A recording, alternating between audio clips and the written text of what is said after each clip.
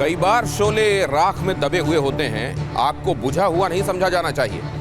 Iran में आग मुस्तकिल लगी हुई है, 1 महीना होने को आया, और इस सब के पीछे ईरान के खिलाफ साजिश करने वाला कौन है, खुद डोनाल्ड ट्रंप ने बता दिया है। कौन है वो षड्यंत्रकारी, कौन है वो साजिश करने वाला, और फिलहाल अमेरिका की वक्र दृष्टि क्या ईरान से हट गई है या बस टाइम का हेर फेर है? लोग जो समझ रहे थे अमेरिका ने वो टाइम नहीं चुना है, अमेरिका के हिसाब से टाइम कोई और, लेकिन ईरान तो आखिरकार निशाना बनने वाला है। आज परसों होगी, इस पर होगी चर्चा, लेकिन उससे पहले जरा कुछ खबरें देखिए।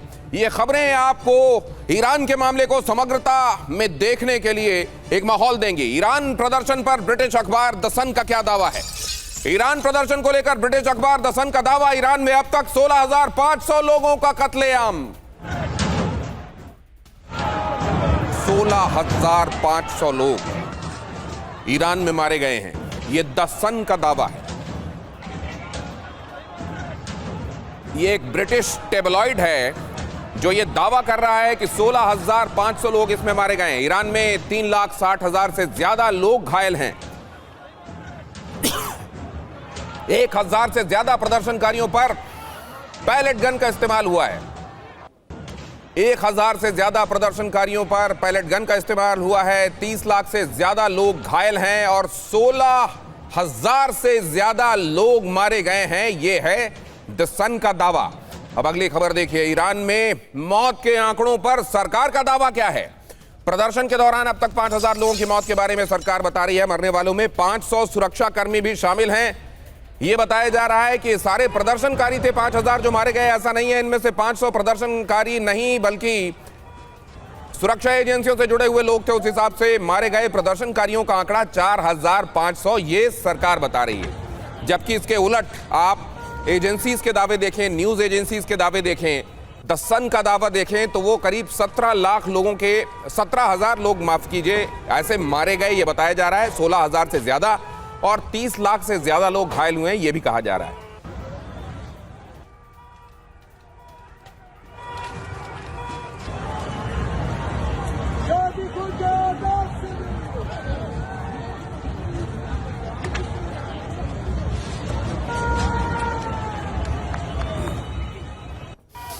और अब अगली खबर देखिए। ईरान के शिराज में विद्रोहियों का कोहराम, विद्रोह की आग में ये जल रहा है शिराज।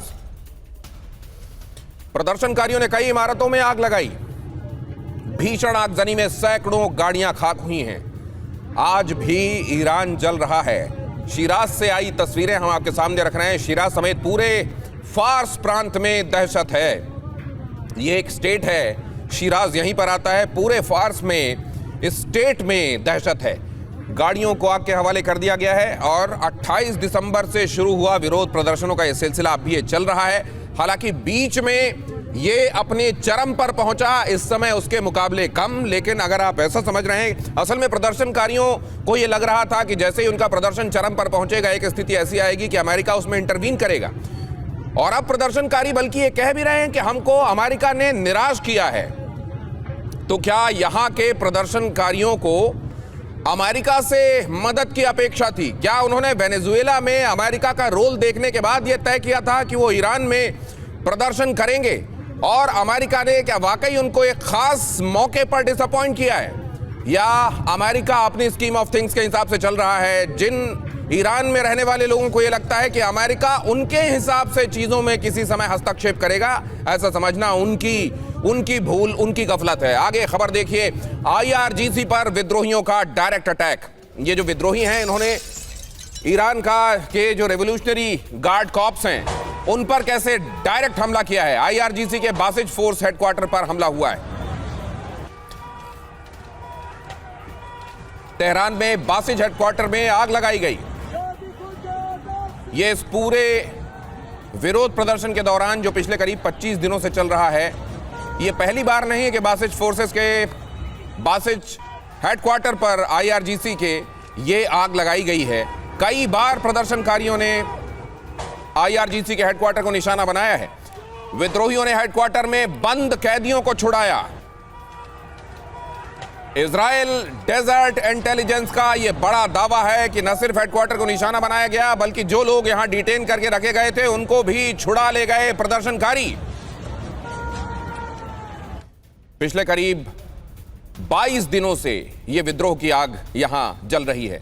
तेहरान समेत कई शहरों में भयंकर तोड़फोड़ हुई है। अगली खबर देखिए, अगला अपडेट देखिए। प्रदर्शनकारी और ईरानी फोर्सेस आमने सामने हैं। विद्रोही भीड़ पर सुरक्षा बलों ने की है फायरिंग।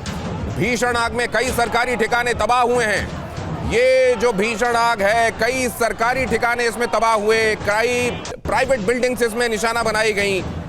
असल में खास तौर से सरकारी इमारतों को इसमें नुकसान पहुंचाया गया है, लेकिन ऐसा नहीं है कि सिर्फ सरकारी ठिकानों को ही निशाना बनाया गया।